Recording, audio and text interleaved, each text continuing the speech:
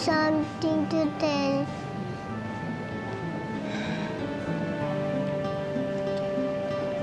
Charlie, I'm going away. With Daddy? No, alone. Where is Daddy? Di ko alam, anak.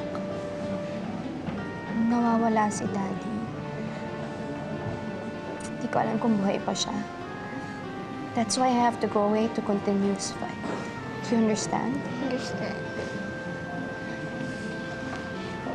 And now that your lolo is sick, you will be the man of the house of Montemayor. Ano si Tatay Rafael, na si Tito Nestor, na si Tito Alberto. Kayo na lang ni Daddy. That's why you will have to be a very good boy and help your Lola Alicia take care of Lolo, okay? Come here. Nakikiramay po, Mrs. Palma. Salamat. Nasasabi po ni Matang Lawin.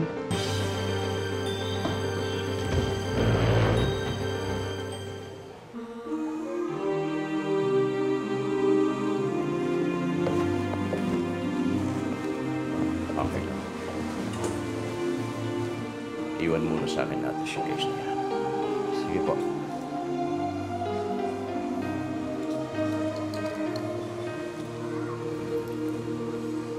Pero hinihintay na po tayo sa labas, Mr. President. Mauna ka na. Susunod na lang. Nakakaalala na po kayo ulit? Natatandaan ko na.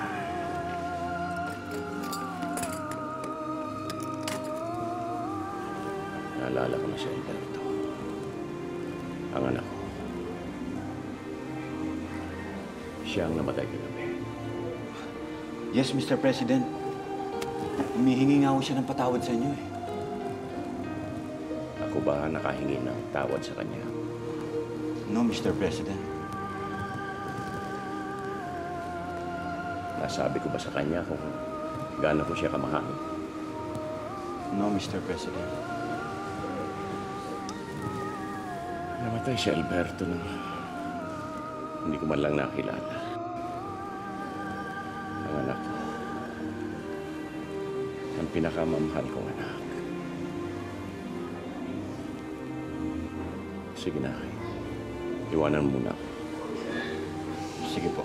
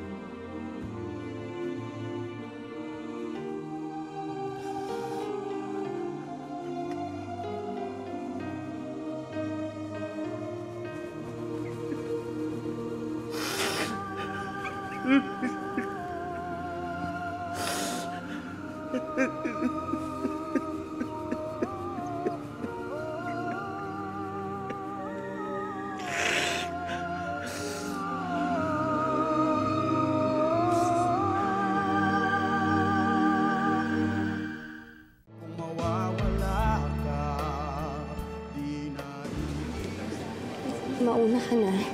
Sabihin mo sa kanya na huwag muna siyang magpapakila dahil baka mahuli siya. Sige na.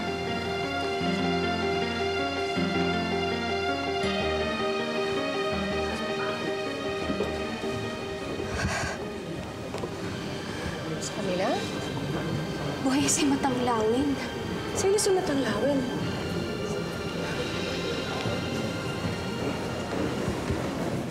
Mami, nagsisimula na. Dito na lang ako. Hindi ako sasama. Mami, libing to ni Rafael at ni Alberto. Andun si Tomas. Andun siya sa sementeryo. Nag-aantay daw siya doon. At doon siya mamimili kung sino sa atin ang susunod. Huwag ka nang sumama, Lucinda. Sige na, Lucinda. Huwag na kayong pumunta ni Mami. Dito na lang kayo. Akala ko ba hindi ka naniniwala sa sinasabi ni Mami? Lucinda, dito na lang kayo ni Mami at pupunta dito ang abogado ni Tito Tomas. Okay?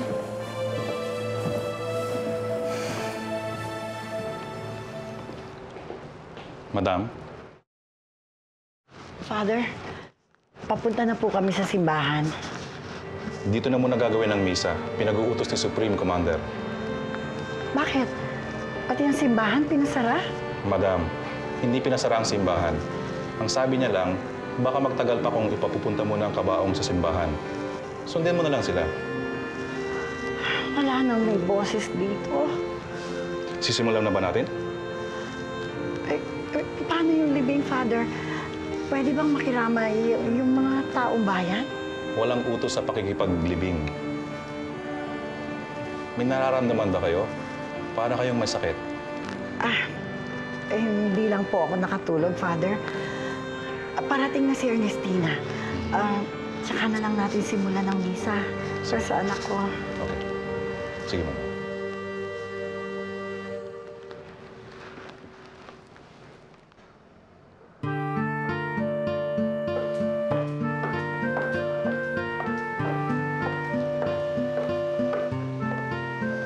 Dad, malapit na mag-umpisa yung misa para kay Alberto sa punerarya.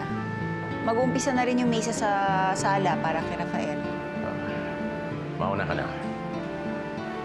Hindi kayo sasama sa akin? Tutuloy na ako sa sementeryo. Titignan ko kung ayos na mga nicho ni na Rafael at Alberto. Pakidrive na si Daddy para pupunta sa sementeryo. Sige, Ernestina, pero paano ka? Dito na muna ako.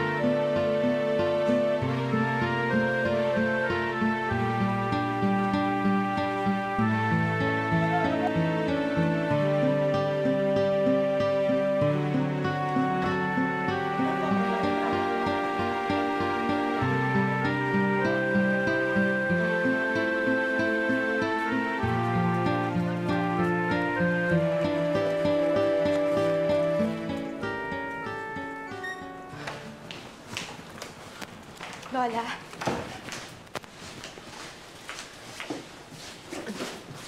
Positive. It's not Carlito. Inuna po namin yung dental test.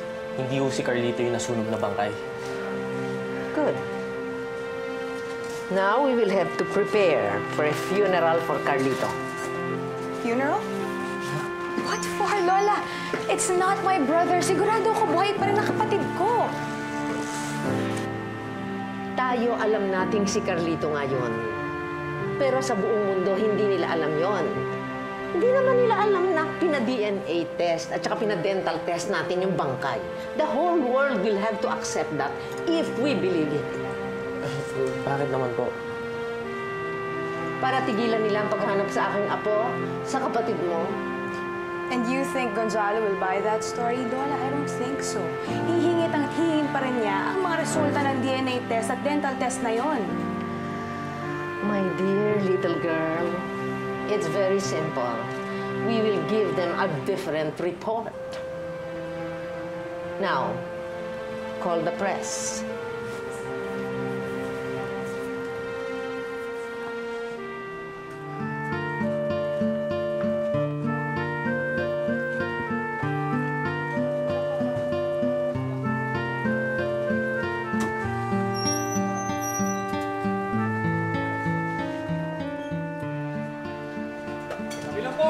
Tabi lang!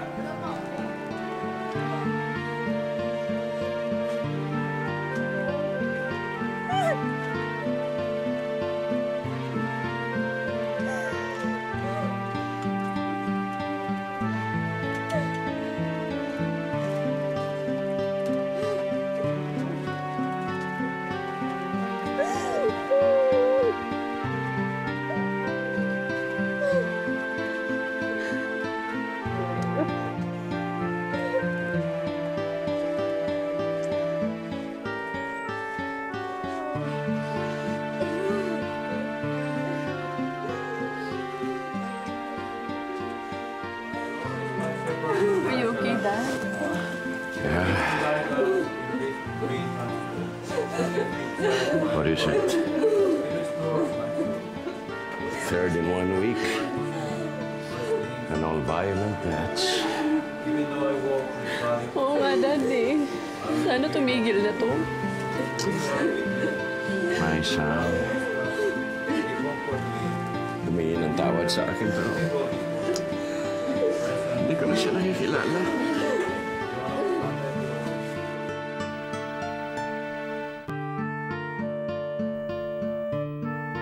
It's okay, Dad. Ang importante naman. You were there by his side at nakita ka niya.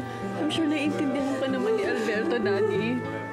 Ako nga buti nga nakahingi na rin ako ng tawad sa kanya. At pinatawad ko na rin siya. Ano si Rafael? Wala siyang kamalay-malay dito. Sinong hihingi ng patawad sa kanya?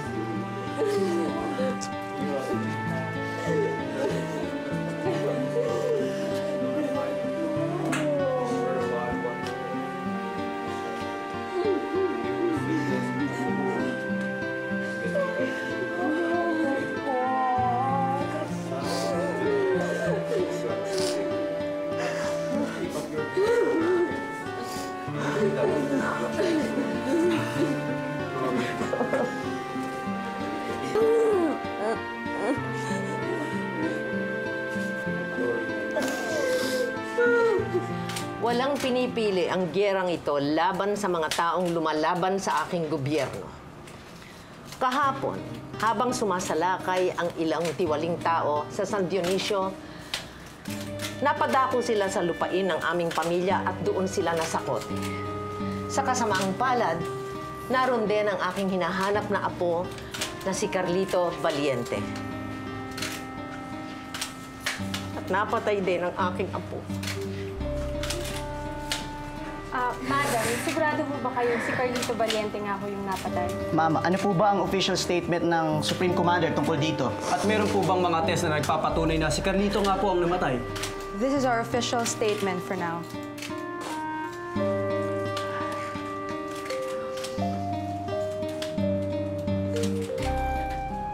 Sino ang sinabi mong darating? Si Tomas? Nasa sementeryo yun eh. Hindi po, Mami. Yung attorney ni Tito Tomas. Bakit? Uhulihin niya ako? Hindi, Mami. Tungkol to sa testamento ni Tito Tomas, hindi pa ito nababasa sa inyo. Hindi ko kailangan pera niya. Kakailanganin natin to, Mami, para sa pagpapagamot sa inyo. Bakit ako magpapagamot? Wala naman akong sakit. Di ba napag-usapan na natin to? Dadaling ka namin sa hindi makakasunod si Tito Tomas. Okay? Alberto. Mami, ka na. Kahapon ka pa hindi nagpapahinga eh. Dito ako. Dito, maiwan ako dito. Dito na rin muna ako.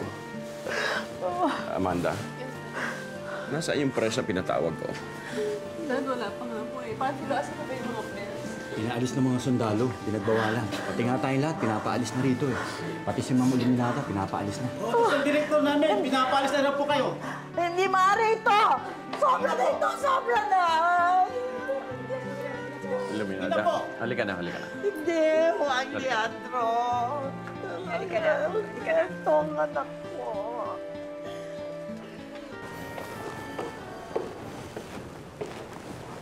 Magandang umaga po. Maupo kayo. Gusto marinig ni Amanda yung testamento ni Tito Tomas. Ang sabi mo, ikaw ang executrix ng mami mo. Pangungunahan na kita, Miss Adorable. Wala makatanggap na mana kahit piso si Sharina. Ano? Binigay lahat ni Tomas sa kanyang anak na si Riadoxin ang mana niya. Walang iniwan kay Sharina kahit isang bahay o bank account o kahit naman sa mga alaasan na iwan nyo sa bahay nyo. Mr. President, babalik na po kami sa probinsya. Ito lang naman po ang ipinunta namin dito, sir. Alis na po kami. Paano? Siguro, hindi na tayo magkikita-kita. Andito naman po si Alicia, Mr. President. Tulad ni Elaine, ilang taon ka na bang nagserbisyo sa akin namin? Bago po ipanganak si Rosa Camila, Mr. President. Ngayon, byuda na ang anak ko. Ang bilis talaga ng panahon. Sa isang iglap, nagbabago ang lahat. Hindi ko na matandaan. Paano sana maging matiwasay ang pamumuhay ninyo? Salamat po, Mr. President. Angie? Sige po, sir. Sige po.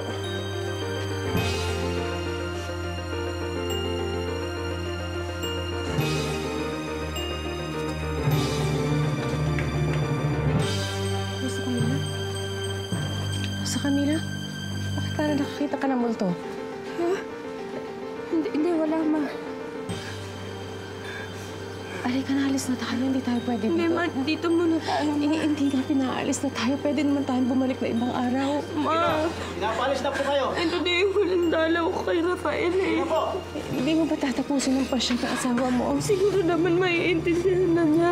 Sa kanila, huwag ka sana mababigla. Kasi may tumawag sa akin eh. Naka-report daw sa radyo tsaka sa TV na patay na rin daw si Carl.